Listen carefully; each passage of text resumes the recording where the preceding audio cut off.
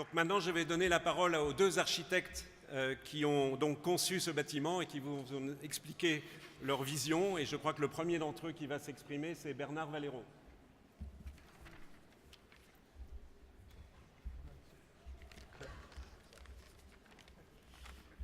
Mesdames, Messieurs, bonsoir.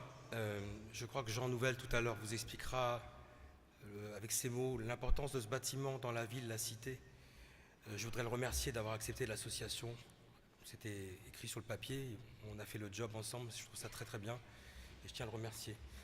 Il y a 5 ans, Arnold Munich, qui doit être quelque part par là, qui est un éminent chercheur comme Alain Fischer et Claude Grisselli, nous a reçus les architectes candidats pour cette opération dans le bâtiment qui était existant pour nous présenter sa vision des choses et la manière dont ils avaient, tous les chercheurs d'ici, imaginé ce futur projet en nous évoquant la problématique des enfants, des patients, le fait d'accueillir toutes ces personnes ici et de pouvoir montrer cette synergie qui existait entre les chercheurs, les techniciens, les patients et surtout les enfants. Je dois dire que c'est assez émouvant de voir les enfants ici dans la journée, qui sont en attente de quelque chose, en attente d'un résultat. Et donc on avait cette mission avec Jean Nouvel de trouver un projet qui soit le plus représentatif de leurs souhaits. Et quand je suis parti de cette réunion, je me suis dit, ouf, il va falloir faire quelque chose de bien, parce que c'est quand même une lourde responsabilité. Alors aujourd'hui, on est tous ici dans l'Atrium qui, à mon avis, représente le mieux cette chose. C'est-à-dire que c'est un véritable foyer spatial. Quand on est ici, on comprend à peu près tout le bâtiment.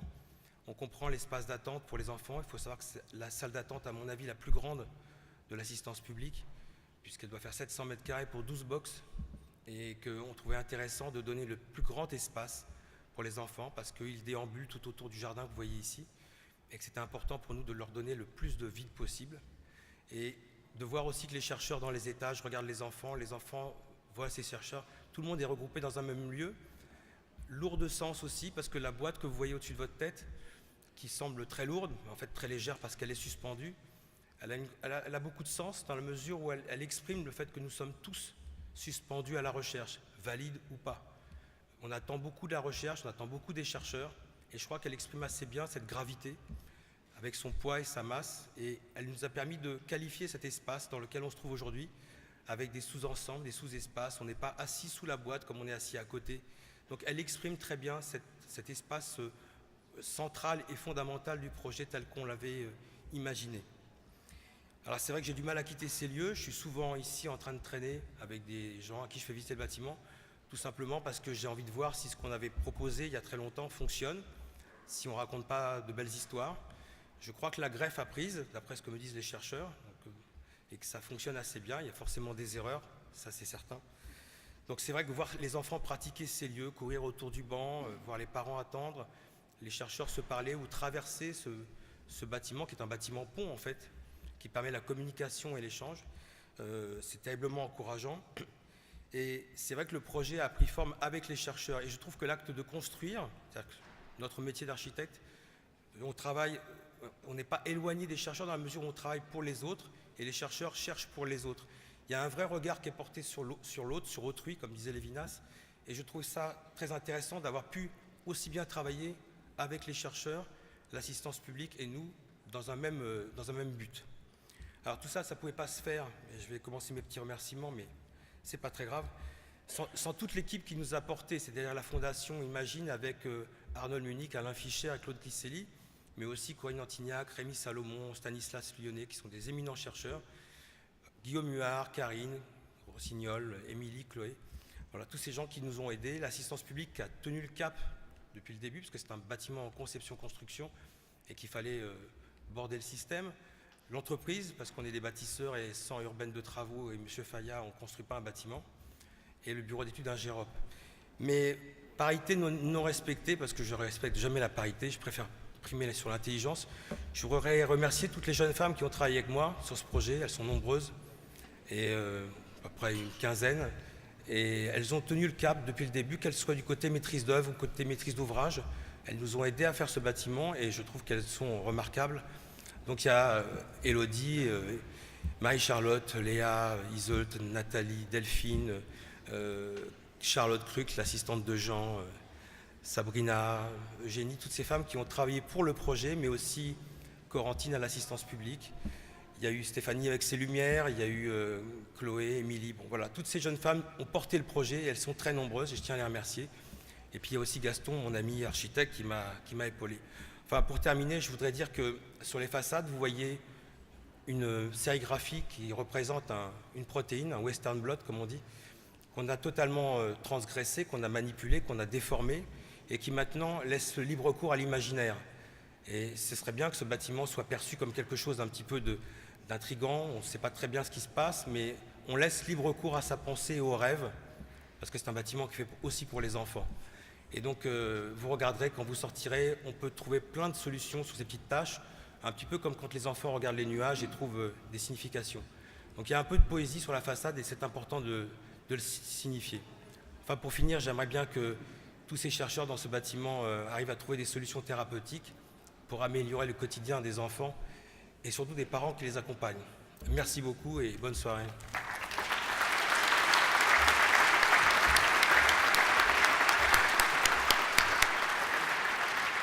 Merci Bernard. Donc, maintenant, je donne la parole à Jean Nouvel, le second architecte de ce bâtiment, bien sûr.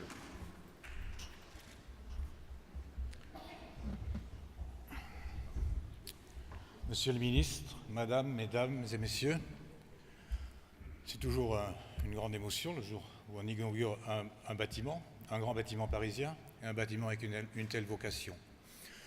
Je me souviens de la première question posée quand messieurs Fayat sont venus me voir pour me poser la question de savoir si on entrait sur un concours pour cette fondation Imagine. Et la question était simple. Imagine. Imagine, je connaissais un peu les conditions des enfants qui avaient des problèmes d'ordre génétique. J'avais rencontré Harold Munich ici. Je savais ce que c'était que d'attendre. Je savais les espoirs qu'il y avait. Je comprenais aussi peut-être ce que pourrait être un bâtiment comme celui-là dans une dimension généreuse, parce que je trouve qu'Imagine, c'est avant tout une preuve de générosité permanente, et je trouve que l'architecture, dans ce cas-là, à quoi elle peut servir? À être généreuse. Et toutes les imaginations que nous avons pu déployer ensemble ont été liées à cette recherche de générosité. De générosité d'abord vis-à-vis des enfants, qu'ils puissent attendre dans des conditions correctes ici. Il y aura un espace extérieur aussi de l'autre côté, avec des serres un jour, si on trouve l'argent. Générosité avec les gens qui travaillent ici, avec les chercheurs, générosité de la rencontre et de la vie ensemble de ces chercheurs et des enfants. Un espace comme celui-là, c'est la générosité de l'espace et de la lumière, de la rencontre. Quand les gens sont ici, ils voient ceux d'en face, ils peuvent se rencontrer, ils voient les enfants. C'est déjà des conditions d'accueil plus hospitalières que les conditions qui nous sont généralement données dans des bâtiments qui sont souvent beaucoup plus compacts, avec uniquement des couloirs assez étroits et des conditions d'accueil le plus souvent difficiles. L'accueil, c'était aussi l'accueil dans la ville, l'accueil de la recherche dans la ville. Et je trouve que la recherche médicale manque de vitrines urbaines. Et de par la position exceptionnelle de ce site dans l'hôpital Necker, de par la constitution d'un angle urbain sur une adresse prestigieuse à l'angle de Montparnasse et du Cherche-Midi, on a constitué la ville avec un bâtiment de la recherche qui se présente comme une question, comme un mystère, comme un miroir gris dans lequel on peut lire une empreinte ou des empreintes qui sont des empreintes génétiques, qui sont celles du génome. On peut lire des notions de classement, on peut lire des choses derrière le miroir, on peut voir des laboratoires qui sont derrière, avec des choses qui sont également classées. Et on peut voir à quel point ce bâtiment essaye de constituer Paris, par sa forme qui reprend le carrefour haussmannien qui est là et l'angle haussmannien, par sa couleur grise qui est la couleur de Paris, par cette volonté d'intégrer la lumière aussi dans ce principe du miroir qui renvoie et qui reflète et qui accueille les immeubles qui sont autour. Quand on se promène dans le bâtiment, ce bâtiment est une vitrine parce qu'il accueille aussi des gens de l'extérieur.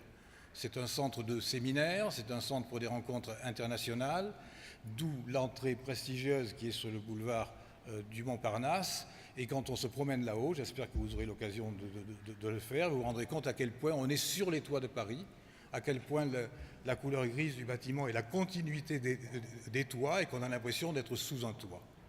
Finalement, c'est un toit pour la Fondation Imagine et c'est le bâtiment qu'on a pu le mieux imaginer. Imagine, c'était la question qui nous était posée, c'est la réponse. Merci.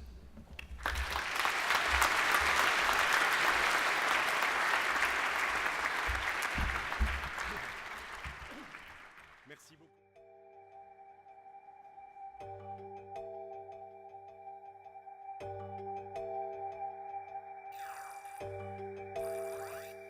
Soutenir le projet Imagine a été pour nous, dès le début, une évidence. Comment ne pas soutenir en effet un projet à la fois innovant, généreux, utile, en un mot, indispensable.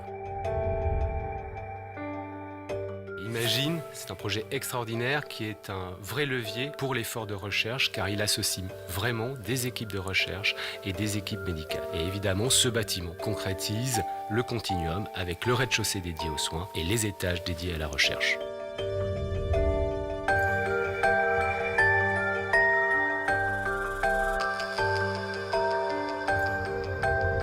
J'adore l'architecture, le projet est magnifique, c'est un projet pour les chercheurs et je pense qu'il était fondamental qu'il soit fait par les chercheurs, dont je me considère faire partie. Un projet pour les chercheurs, fait par les chercheurs, c'est la raison principale de mon investissement.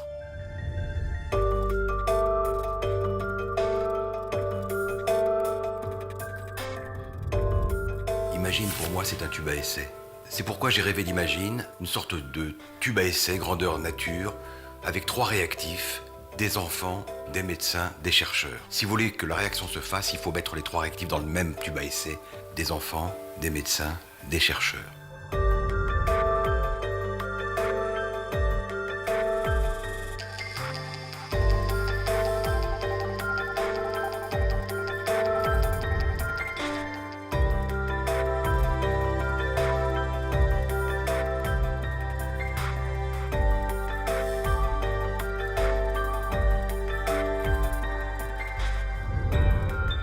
La Fondation Bettencourt-Schweller est heureuse de s'être engagée aux côtés d'Imagine, où les efforts conjugués des chercheurs, des enseignants et des cliniciens sont réunis pour lutter efficacement contre les maladies graves, souvent invalidantes et responsables de grandes difficultés familiales.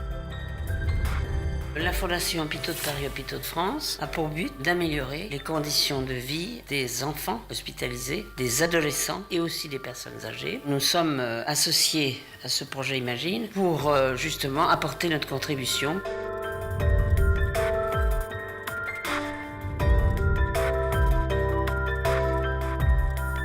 J'ai voulu soutenir l'Institut Imagine parce que c'est le mariage d'une recherche fondamentale et d'une recherche clinique de très haut niveau au service des patients jeunes et moins jeunes.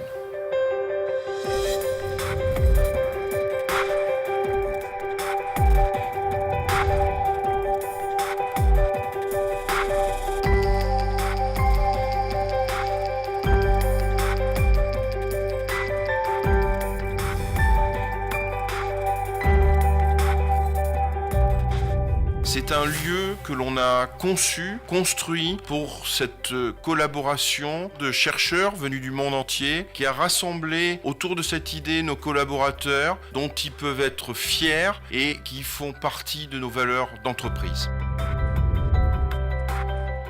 Parce que c'était inenvisageable qu'on ne soit pas sur un projet aussi important pour la recherche francilienne, un projet phare dans un domaine essentiel qui est celui des maladies génétiques et donc la région est au rendez-vous.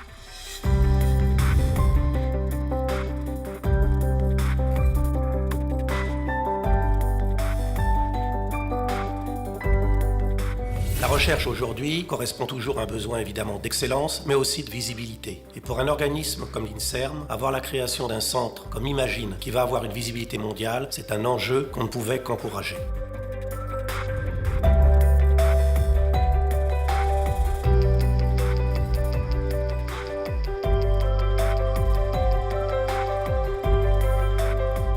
L'AFM Téléthon est un partenaire de la première heure des équipes leaders de l'innovation diagnostique et thérapeutique du site et Imagine symbolise l'alliance entre chercheurs, médecins, mais aussi le monde des malades que nous représentons. Lorsqu'on m'a sollicité pour être le parrain de la Fondation Imagine, j'ai tout de suite accepté. Ça me fait plaisir, donner de mon temps pour la recherche, donner de mon temps pour tous ces enfants, c'est que du plaisir.